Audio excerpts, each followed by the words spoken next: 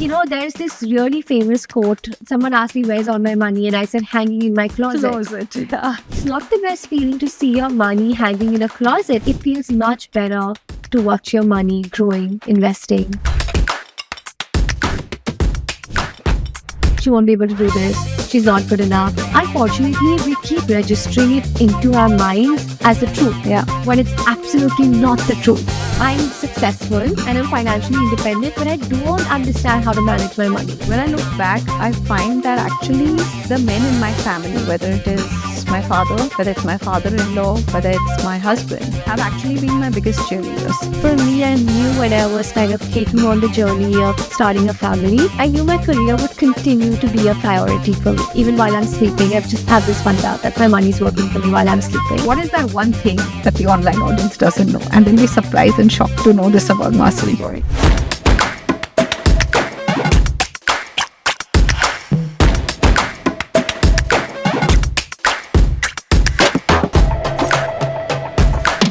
Hi, I'm Preeti Rathi Gupta, and today on the Rich Recipes podcast, we are joined by none other than the fabulous Masoom Minawala. She's a global fashion influencer, author, investor, and entrepreneur. Truly a woman who does it all and looks amazing while doing it. Get ready for a fun and inspiring conversation you won't want to miss. Welcome to the show, Masoom. I cannot tell you the feeling of pride, happiness that I have right now seeing you here. I think my memory, I can jog back my memory to the time when I have actually seen you start this journey. This little girl with a cameraman around, and I'm wondering, why is she wearing new clothes and posing? And, what is it, right? To really seeing your journey pan out, I think for all of us who've seen that, there's a huge sense of pride. So thank you so much for being here. Thank you. Thank you so much for having me. And you're no less of an inspiration to us. Thank you. That means a lot. So Masoom, did you know then, as that little girl, So I think you need to give context, by the way, to everyone. That So Masoom and I live in the same building. I remember going for my walks down, and I would be immensely, surprised and yet enamored. Perplexed. No, actually, it was enamored. It was never perplexed. It was enamored because, I've always loved fashion, style. It's always something that's, exciting. It's been very exciting for me. So it was like, oh, wow, this is so interesting. So sometimes I'd see you near the pool, sometimes in the garden. And tell me at that point in time, like, how did that journey start? It started when I was 17 years old. I was at my internship and I was told to do a research project. And it was on bloggers. And Wow. that's when I discovered what a blog is. And I think the next day, I was like, I've got to do this. It sounds super exciting. And clearly the building was my playground. It was all the photo shoot setups that I ever needed. To our delight. Yeah, no, and when you're younger, you barely have any, you're not worried, you're not embarrassed at who's looking or what are you doing. You're just going with the flow, you're just having fun, and that's what it was. Yeah. Now, if you ask me that if will I go down my building and start shooting everywhere, probably have a different answer. No, but I think that age, and you were 17 then? Yeah. Wow, Masoom, really? Like at 17, I didn't even know what I wanted to do in life, right? So amazing. And at what point did you think that this is the career or this is what I want to pursue for my life? So it's been a journey, honestly. I think I come from the first generation of content creators. Right. So there's been a lot of bumps along the road because for it to actually be a business that can be monetized and monetized to also match what my goals were in life is two different things, right? One is you can monetize and one is that you can monetize up to your aspirations. Sure. So it was kind of divided into two parts in that sense. I took it up. I started receiving a lot of interest from brands. So I thought, I saw the potential. I've always been very futuristic. So I saw the potential of this becoming the industry that it's today, that becoming the billion-dollar industry that it is today. But back then, there was that hesitation, right? Which is where I also paddled in other, entrepreneurial ventures. I started my own e-commerce company. And, but then finally, I came back to creating content full-time again. So I've had sort of, it's been a journey. It's been sort Right. of coming in and out of it, finding that this is what I really love doing, and then not being able to solidify it into a business, then moving on to something else, that not working out, coming back to this and realizing that sometimes you really have to just trust your gut and intuition. And Right. sometimes the things that you're so passionate about really do weave a story of their own. Absolutely. I mean, it would be fair to say that you started the creator economy industry. Would that be I was one fair? of them. I was definitely one Yeah. of them. I think we're the first generation. Yeah. I think when you started, it wasn't like content creation wasn't a career, or the creator economy was anyways far, far away. But you started today, you're a role model to many, many content creators. I think ask any young girl or even a boy today that That's so whom sweet. do you look up to? And it's like Masoom, she started it back then. No, that's very kind of you. Thank you. No, it's true, it's genuine. What was the family's reaction when you said this is what I want to pursue? So, like I said, it's been a journey. So, there was never that sit down conversation that this is what I want to pursue. I just kind of deep dived into it, and they were just watching. And my family's been very, very supportive. And in general, what I love about them is that they don't have too many opinions. They've let me make my own decisions, they've let me make my own mistakes. So Right. even if they thought it was a bad idea, they were okay about it. They were like, okay, she'll figure it out. And that's kind of always been the approach my parents have taken, and it's something that I really hope to imbibe as a parent today. Right. Because it's so hard in today's day and age. Parenting has completely changed. You're just over involved, over controlling. So Yeah, and I think just before we started, Masoom and I were speaking about, how it was for my generation to have children back then, and absolutely, now how things have changed. She's a new mother and she's back to work, and yeah. y- And you you were know, kind enough to invite Noor on the show. we would have loved to have her, but that's a beautiful name. Congratulations once Thank you, again. thank you. Dying to see her though. We'll make that happen. I think your parents, both of them, I know them so well. And I think all of that niceness comes in, it reflects in you. And I think I have watched Seema and I've seen how she's been, like we've had conversations on, about you as well. And she's like, yeah, like it's happening. It's all, Yeah, she's very chill. very chill.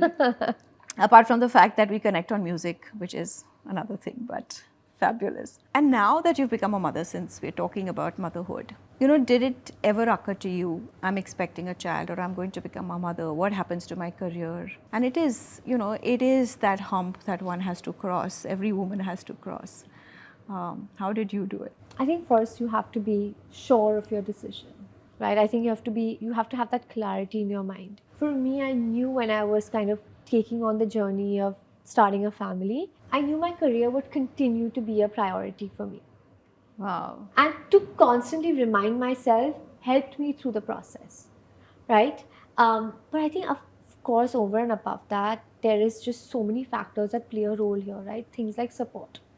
I have so much support in every sense, Yeah. from my husband, because we're both working and we both travel a lot for work. So it's not even a situation where, one of us really needs to step in for the other at all points of time. Emotional support as well. We have so much support from both our parents because we live in Dubai now.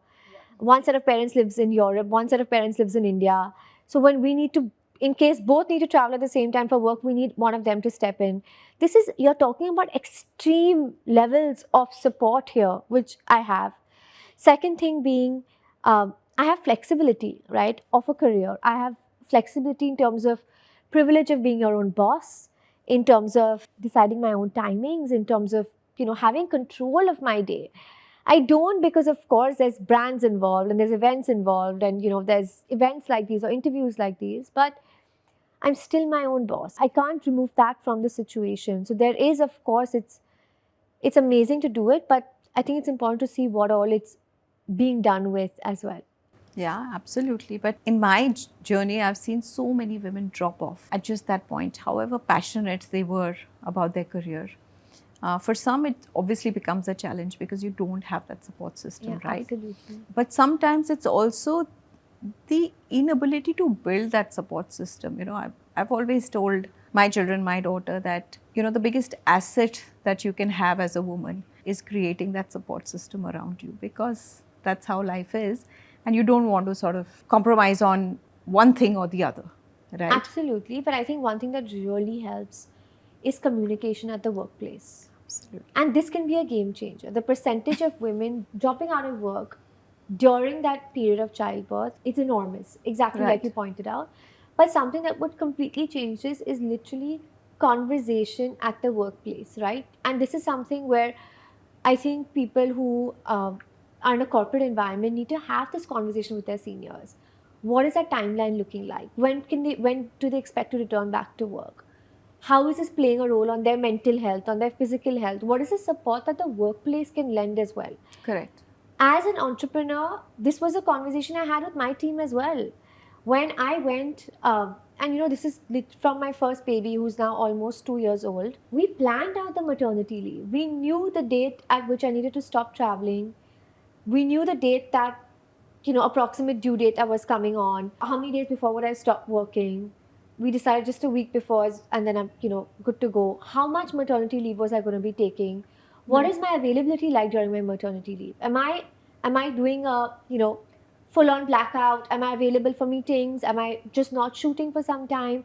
And I think that conversation normalizes it. And I think Absolutely. it just requires normalizing. I think Yeah. that this whole period just requires normalizing all parts of it, because I mean it's literally it's the very crux of our ecosystem and life as we know it. So Absolutely. I think for me it was, I remember when I go back, it was actually more of conversation at home, communication at home, because workplace, yeah, still, I could sort of maneuver. It was, for me, that was the bigger challenge, that how do I communicate to my mother-in-law, to my family, that, this is going to happen, right? yes, And I would absolutely. need your support for this, because at that point in time, it wasn't really given. But Of communication course. is key, I And what think. happened? Did you get the support? I did. I was, again, very privileged. My family, my mother-in-law completely pitched in. She completely understood.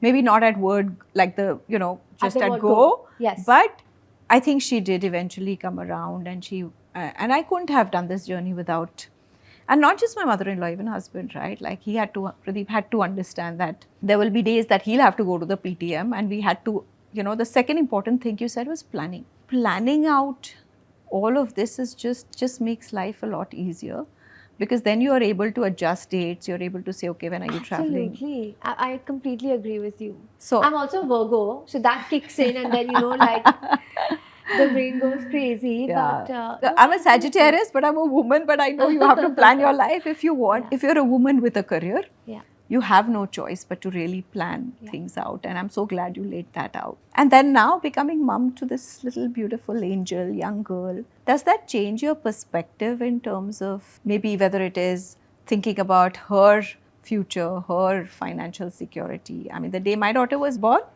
the first thing I thought about is, oh, I'm going to have a beautiful wedding for her, right? But those were the olden days. Yeah. Well, to be really honest, I haven't felt differently when I've given birth to Noor right now. I don't feel differently than I did with Zavi. I have a slightly different approach. My husband has a slightly different approach. For me, I feel like I'll make sure my upbringing is strong enough to make them financially independent, and I don't Right. have to worry about the rest. I've worried enough, then you deal with it. Fabulous. So That's I've not thought about this. I in fact think that India is really evolving, right? With the conversations that we're having today, with the kind of awareness that we're driving, what it's going to be 18 years from now is going to be a whole different world. sure. So I'm not so worried about where she's going to be. She's probably going to be running all our lives, and Yeah. No, I think it's great, because I think it's high time we start thinking ungendered, right? yeah. Because the time earlier, even today, we speak to a lot of women in our community, and the minute they have a daughter, they're like, they start investing in gold. And they said, okay, I have to put money aside for jewelry for her. Yeah. Whereas for the boy, it's education. And every time a woman comes up and says that I want to, put in money for my daughter's education as well, it's just such a thrill that you're thinking there's equality in that as well. Of course. But of that's where course. it begins. I mean, it's an age-old conditioning, right? That you think you need to take care of your daughter once she becomes an adult. Yeah. Whereas you think that your son can take care of himself. Right. We'll have to undo it Yes. with small conversations. Yes. Absolutely. No, I think it's happening, but I think it needs exactly this mindset to undo this. What about you, though? I know you come from, a background where you've really kind of claimed your own success and your entrepreneurial journey. So, was Yeah. your family very supportive from the get-go? I think I've had, an interest. It's a great question because when I look back, I find that actually the men in my family, whether it is my father, whether it's my father in law, whether it's my husband, have actually been my biggest cheerleaders. That is literally such a incredible story, but also one that I really relate to. Yeah. And one that needs to be shared more because the men need to hear this. The men need to hear The this. men absolutely need to hear this to just be Yeah. encouraged to be like that more, right? Yeah. I mean, I remember my father-in-law, I think he was about 89 years old. And one day he called me and he said, why are you writing this on Twitter? I said, how do you know? He's saying, I follow you on Twitter. Wow. I mean, at 89 to know, to follow, to give, and he was a critic. Like he would tell me, this was good, this was not so good. But that's acceptance, right? In its own beautiful way. Absolutely. That you're accepting and being involved in your journey. Absolutely. And I've had that, so I know the importance of it. I know what it feels like. Yeah. No, I think this conversation is, I think, incomplete without men have to be the allies in this conversation. And I've been lucky to have some great men in my life. And then, of course, my children, my daughter and my son, they are my biggest cheerleaders. And you'll see that happen soon. Can't wait, yeah. Great. So then I think my question to you is that, at home dining table conversations, were they different for you and your brother? Especially when it came to finances or financial matters. Yes, they were different. I can't remember there being a financial conversation that I was consciously shut out of. Yeah. But for me, and I think I mentioned this to you before, but I think for me, where the shift happened is, when I would say that I started earning very early. Right. So when I didn't know what to do with my money, right, there was a big question mark because of lack of financial education and, of course, cultural conditioning. When I asked the question that, what should I do with my money, or should I do this, or should I do that, the response from the men in my family was, we'll handle it. Or we'll manage it, or okay, I'll do it for you. Yeah. And I let them. I very happily was, when someone is coming and saying that, listen, there's this part of your life that you absolutely don't understand, and also there's a bit of a fear created around it, right? There's a bit of almost not fear, but just like this intimidation is the and word I'm where looking do you for. think it comes from? Like, I mean, somebody like you who's really out there, but there was still that. I think not being involved in the conversation from day one. Yeah. Right? It's just that when you always overhear, and I think something that's a very common topic that you always are hearing about. See, people won't talk about money so openly, about each other's wealth or finances, but people talk about the stock market. Yeah. All the time. It's something you're hearing from the time you're 5 years old. You're out with your dad, you're always hearing, say, market ka kya haal hai? Correct. This is something that we've heard since we were Yeah. little girls. It doesn't matter what part of society you're coming from. Market ka kya haal hai is something that is asked repeatedly. Aaj market kya hai? Yeah, or aapko kya lag raha hai? Correct. What will happen? But you didn't know what that means. Yeah. And you never understood that ecosystem. I know it was probably different for you, but for me, I didn't understand that ecosystem. So by the time I was 20, 21 and ready to have these conversations, I've already lived 15 years not understanding this topic, right? Subconsciously not understanding it. So I'm suddenly underconfident about something I don't need to be underconfident about. Right. And I really had to work on gaining that confidence to just ask the questions. To be like, I'm successful and I'm financially independent, but I don't understand how to manage my money. So at what point? And it was very painful to the ego. Yes. It's painful and to the ego. I want to stop there because we've had this conversation. And I really want, just say it all again, that at what point did you think it was like that aha moment that, oh my God, like this is something that I have to do and I have to understand. I probably said something to you, but I don't remember it now. Doesn't matter. But I'll never repeat it. Okay. I can't recollect what that moment was, but I do remember that. So for the longest time, you were earning your money and it was being managed by someone and you weren't No, really I wasn't thinking. really, it wasn't being managed by someone. I was only I was not managing it, I was spending it. Oh, okay. Right? So I think there's this, we have understood the meaning of investing your money very recently. I started investing my money in 2019. Yeah. Whereas I probably, the first salary I received was a stipend from an internship, but that was 2010. Right? So it took me 9 years from the time I started my career, right? From stipends to a salary to receiving income from projects to having a full fledged revenue. In the interim, also having raised funds from an investor, but I didn't know how to manage my money through all of this. Right. And it seems like a basic fundamental right. It seems like a basic fundamental piece of your life that Right. And no, absolutely. I think it's a life skill. Unfortunately, skill. it's not taught in our schools, colleges, which it should be. So that we grow up knowing that just like I have to do math, science, everything else, I have to also manage my money. But hopefully that will also change. But again, curious to know at what point you said, oh, I want to learn about investing. How did you just get into it? Because I think what's most important is to take that first step and, let go of that intimidation, that fear, that opacity that we think the world of investing is. What made you do it? So I reached a point where I was in contemplation and thinking exactly how I'm having this conversation with you. And I'm like, I've been working for so long. Where's all the money gone?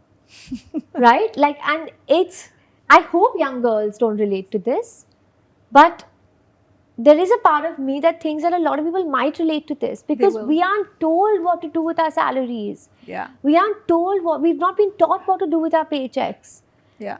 And I have so much respect for the parents or the friends or the circles, support circles that guide men and women both to make financial decisions that will secure their future. But I didn't have that guidance. And suddenly there came a day where I'm looking back and I'm like, I've been working forever. Yeah. And I don't see the money in my bank. There's this really famous quote on Pinterest and Instagram, and you see it all the time. And someone asked me, where's all my money? And I said, hanging in my closet. Yeah. I've never been a fan of this quote Yeah. because it's not a very positive feeling. Yeah. Right? Of course, maintaining your lifestyle or shopping or, women love shopping is a very stereotypical thing to hear. Yeah. But it's not the best feeling to see your money hanging in a closet. It feels much better, and I stand here as evidence. It feels much better to watch your money growing, investing, Yeah. and creating a life of its own. And then you over time can decide how you want to spend it, and then some of it can go into your closet. Right. But I think that first decision needs to be not in your closet and needs to be in a better, more systematic sort of situation. Yeah. So coming back to your question, and I was like, I'm clearly doing something wrong, and I need to change it. And I need a solution for this, and I need to change it. And simply my step of action was I started having the conversation. I started having it everywhere. I started having it at home. I started having it with external family, started having it with friends, and I started asking them, how are you investing your money? How do I invest my money? What does this mean? What does that mean? Different things like that. I made a real estate investment. And then I felt like, oh, I'm not sure if this was the right decision. Then I took more advice. Yeah. But I felt like that first being able to those 5 people asking those questions and ripping off that band-aid and feeling quite undermined in that situation, but being able to ride through it Right. is what really helped. You're so absolutely bang on. I mean, again, when I started Lakshmi, I spoke to about 3,000 women. And the one thing that clearly came out was that we're not having these conversations. I don't know where to have these conversations. And I think the one thing that the community on Lakshmi and Lakshmi solves for is like, here is a place, come ask all your questions. Learn.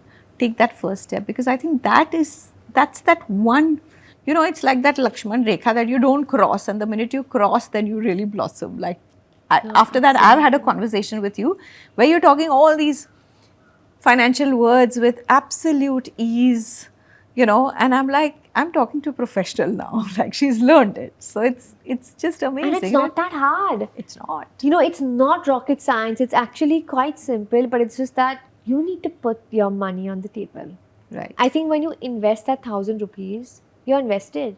You're not financially invested, you're mentally invested because it's your hard-earned money. Correct. And then by hook or crook, you figure it out. You learn it, and you know better, for better or for worse.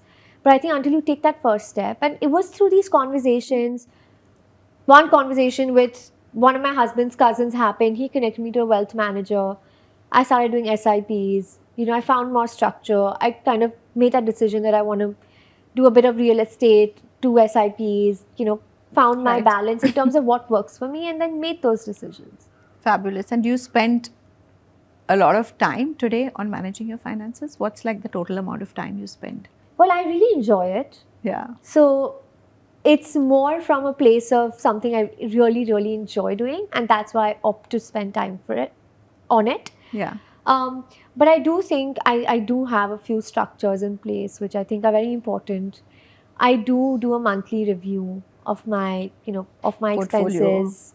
My portfolio I don't look at. Okay. Yeah, Okay. I don't look at my portfolio because. But you look at your expenses. So I look at my expenses. Budgeting, yeah. Yeah, I look at my expenses. I think that's very important. I have Yeah. an SIP in place. I'm constantly looking at sort of larger investments that I want to make and what's my potential looking like in say 2 years or 3 years, and what's my roadmap for that. Right. I'll have those larger conversations. My husband and I will have conversations in terms of what our family needs, what that's looking like. I'll also look at personally what my expenses are. Right. But my portfolio, I try not to look at. Why is that? So I'm an eternal optimist, firstly. Yeah, you should Right? be. Yeah. So and I truly believe, I feel like my money's working for me. Yeah. Right? Even while I'm sleeping, I just have this funda that my money's working for me while I'm sleeping. Yeah.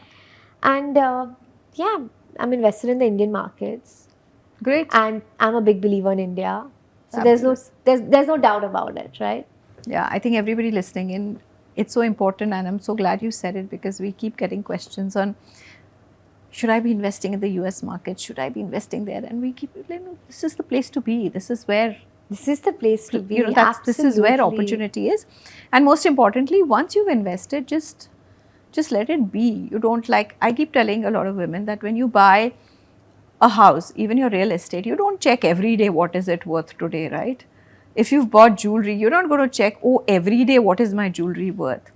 So is this investment, right, into capital markets. You don't go and check every day what is it worth, because you just let it grow, because it's there for the long term. So I'm so glad you've got that absolutely. Like I said, I was talking to a professional then, I remember. No, but I've learned, right? I think in the beginning, what my perception was is that this needs to make me so much money in my investments, and of course it will. It will. But first, your job makes you the money. Right. This is you making those investments, which is coming from your first stream of income. Correct. And I think that's an interesting approach to look at it as well. Absolutely. And also the fact that as a content creator, your income is not really, it's not like a monthly paycheck, right? It is like, it comes in chunks over different, you're a freelancer. And therefore, how do you sort of look at that while managing your finances? Because for most people who are getting a monthly check, it's easier to budget, right? So it's easier to say, I'm going to earn this much, I'm going to spend this much, I'm going to save this much. How do you look at your finances? So I think, in fact, in a job like mine, which is more creative, involves freelance work, like you pointed out, you require more planning and you require more strategy, financial strategy, right? Right. Because you might not hit the same paycheck every month, but you have an estimation for your financial year. You might not hit it every month, but you have an estimation for your quarter.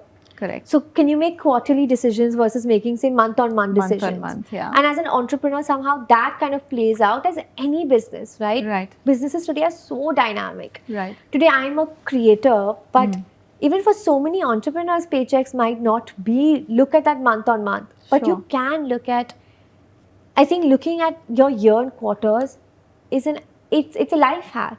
Right. Because you have more time to play around with. Right. And you're still maintaining that the dedication and the commitment to whatever you're committing to. Right. So that works out really well. That's something that I do. And secondly, I just try every day to build a business that's strong enough to bring in the paychecks month on Paycheck, month. yes. So it's two ways. Yeah. Yeah. You know, when I was, so my mom used to be a jewelry designer. She was very artistic. And I remember every time, um, like that was her, you know, sort of hustle, career, whatever it may be. But every time she got some money, she had a rule that she would say that 50% of this is going into my savings every time money came in. Wow. And I've learned that that's so deeply embedded now that, you know, even if it is a monthly paycheck, in my head it is like this amount goes No matter what. no matter what.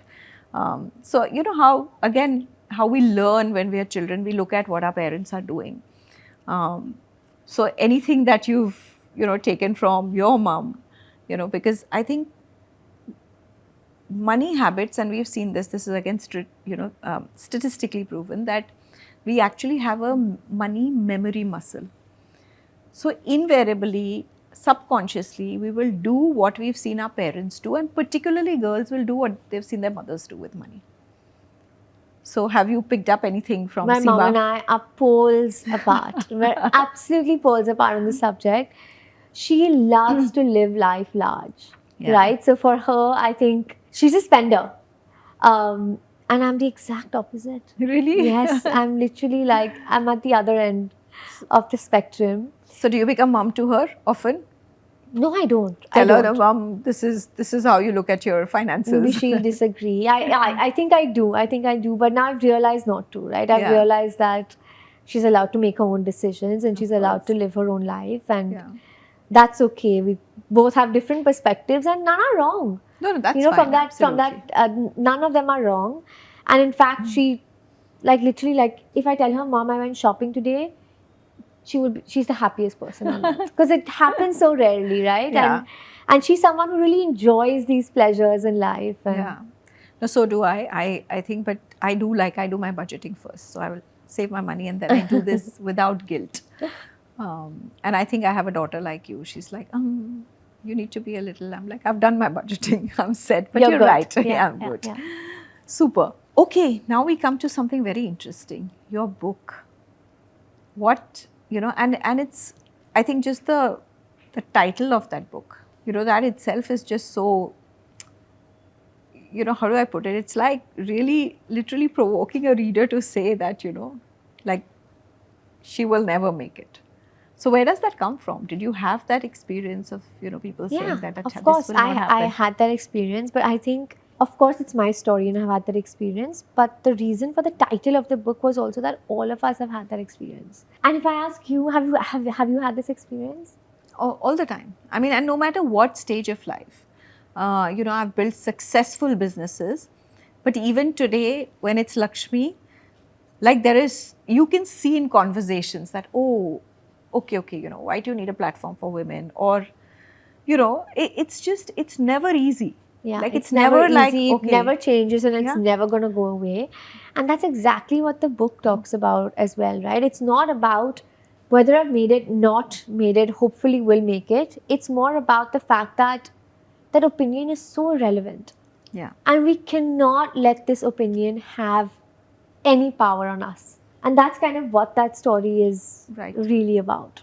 Yeah. Because I've heard it time and again. I don't think it's only career related, right? It's about life. It's even something as simple as, you know, if we're talking about money right now, it's something as simple as you're brushed off. You know, when you ask a question, the response is that you're brushed off, that ye nahi samajh paegi, Yeah. right? Ye nahi kar Yeah. paegi. Like that's the vibe that we need to move the conversation from. That's extremely important today. Right. So, and that's where it's coming from. It's a little things. It's like exactly how you said, how you spoke about money habits subconsciously getting ingrained into your brain. I think these little, you know, tokes of she'll never make it, she won't be able to do this, she's not good enough. Unfortunately, we keep registering it into our minds as the truth. Yeah. When it's absolutely not the truth. Right. And we have to consciously work on erasing these memories similarly to the. Absolutely. I mean, it takes me, while you're talking, I think I go back to a memory where I set up commodity futures business in India. It was a very nascent business then. And I would go to these mandis, Masoom, and I'd go with a colleague of mine or a couple of colleagues of mine. The people in the mandis would refuse to talk to me. They would look through me, they would talk to my colleagues, right? To a point where I actually came, because I've been in financial services for so long, and I'm like, this has never happened, right? And this one day, 6 or 7 months later, I came home and I was like literally in tears, and I said, I don't think I can do this because it's just very hard. It's a wall there that I can't break. And again, thanks to my father-in-law and my father saying, no, it's fine, just persist. 2 years later, I was leading the Commodity Exchange Association, you know, but it took that journey. And I think I wish that no girl really had to, no woman would have to go through that learning curve. All of us have experienced it. You've experienced it lesser than me. But where you've said, okay, I've cut out the noise now. Why should anybody have to do it at any stage of life? So what do girls who are starting their career, what is it that they need to tell themselves that, when the thought at the back of the mind, to not allow that thought to come in that she will never make it? So, today while having this conversation, I do feel like there's experiences that it's a journey, right? I Yeah. think there's different experiences that we're all going to have. Yeah. But I think it's just simply the fact that there has been age-old conditioning for women, especially in India, that we do hand the baton of our lives to others. That we do say that you have a say, you have an opinion. You don't need the support of someone because you are looking for that sense of approval, right? And you're looking for it externally. And I think the one thing that I would tell a woman who's starting off her career now is that make your mistakes. There's going to be so much noise on the outside. I don't think that's ever going to change, generation on generation, that's ever going to change. But just make sure to make your own mistakes, right? Make your own decisions, make your own choices, and kind of tread on that journey on your own accord. And the rest is, of course, will fall Yeah. into place. Yeah. That also happens when that's the one big fear while managing money as well. The fear of failure, the fear of Yes. being judged, that if I lose this money. And the fear of making a loss. Yeah, so if I make a loss, I will be judged, I'll be told off. And most families, it is true where you'll be said, I told you, like, leave it to me, right? Yes. So to overcome that is still challenging for a lot of the women. And I think that's what we need to tell them, like you said, like, just cut out that noise because you'll only learn from that.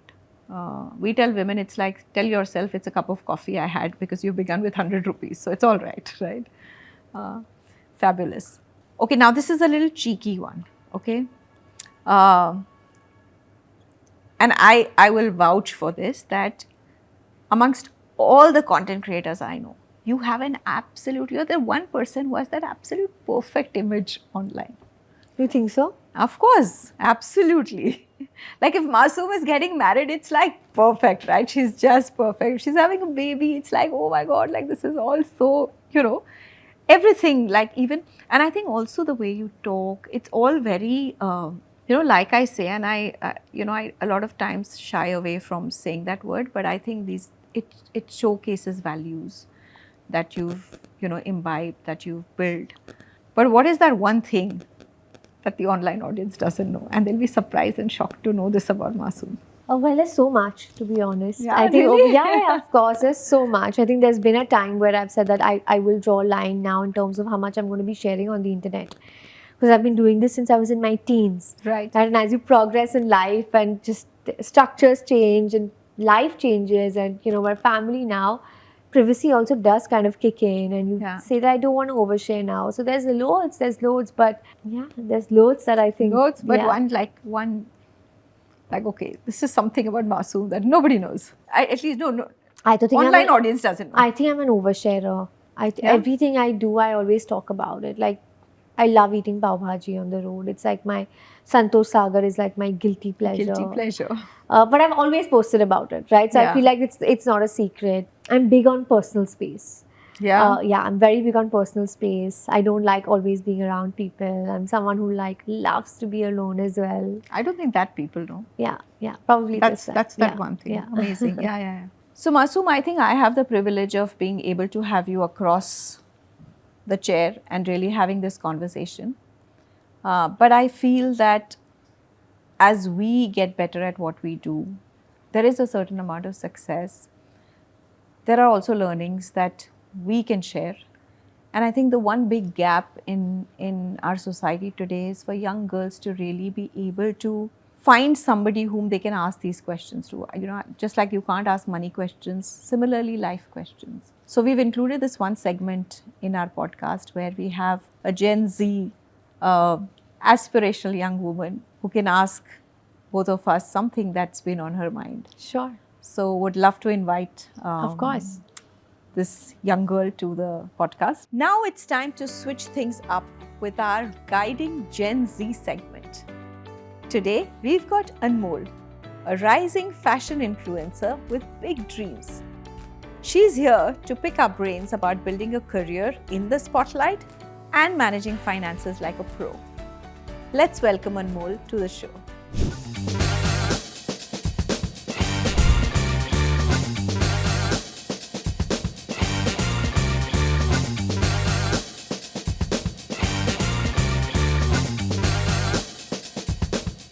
Hi guys, thank you so much for having me. Hi Masoom, hi Preeti. So I have a question for you. What is that one income stream that fashion creators or beauty creators in today's industry seem to overlook and they should focus more upon? I think something that could be very interesting is being a creative director to fashion and beauty brands, right? It's not your own company, it's not your own brand, but if you can lend your creative expertise, right, which is where content creators like us really step in because we Yeah. understand the importance of a community and we understand what communities can do for us, which are Yeah. we're personal brands at the end of the day. Yeah. And if we can take that to brands that are more product driven, it could add so much value. So I Yeah. think that's something very interesting. It's not tapped into much yet. So definitely something to explore. Yeah, when a personal ideology comes into place, I think everything becomes more relevant even for audiences, and that is how you kind of differentiate yourself from different people. That's very insightful. Thank you. And I have a question for you too. So, many young professionals and creators, such as me in today's day, feel like we have a lot more years ahead of us to think over finances. So, what is the one advice that you'd like to give me that would help me exponentially in the next 10 years? So I think I have just one sentence to say that the earlier you start saving and investing your money, the faster you get financial freedom. And what do I mean by financial freedom is that then you decide where you're spending your time, what you choose to do, what you don't choose to do, because it is not the lack of money or the need of money that is making you make these decisions. So I think a lot of people your age particularly put off that decision Yeah. for maybe later, I'll think about it later, or that you need lots of money to start your investing journey. Or just be procrastinating. Yeah. a lot of the times About that- something like this, which because it's never urgent at that point in time, it's never urgent. But if you just did a little math in saying that even if I put 1,000 rupees in every month today versus if I do it 10 years later, Yeah. what is the amount that I can actually get in the next 20, 30 years? Yeah. It'll be a big aha moment. Just do that and you'll know that you Yeah. need to begin now. Especially, I think we just had a chat at Masoom also highlighted that if you're, especially because as a content creator, your income is not, it's not steady income. it's variable. Correct. So therefore, even more, you need to make sure that you're putting aside money from, your earnings to be put aside for either your emergency fund, create that first Yeah. of all, and then build a corpus, build your wealth. And You need to kind of give importance to that thought from early on so that it's not just something you keep on to, that keeps on happening next year or something. Don't put off that thought for long Yeah, I enough. mean, put off everything else. Yeah. I think she said it very well, that everything, like if your money can hang in your closet later on, right now use it to invest, to save, to invest and grow your financial security and your financial freedom. And that's the most important thing that you can do Absolutely. before you do anything else. So I hope that sense. helps. Thank you so much. That was so insightful. So wishing you all the best, great success. Thank you. Thank you. Masoom, thank you so much. It's been a pleasure. I hope we Thank continue our you, money thank you. conversations. Yes, absolutely. We Because- will. We surely will. I love having them with you. Your experience and your journey is always, it's very insightful. It helps me actually translate that for other young women and continue being the inspiration that you are to all of us here. Thank you. Thank you so much. Appreciate it, and thank you for having me here. So much love and lots of pride. Thank you. And that's a wrap with the unstoppable Masoom. She's proof that you can rock the runway, own your finances, be a great mom, break all barriers, and all at once. From today's episode, we want you to keep redefining what's possible for you and make your mark, inspired by our guest Masoom.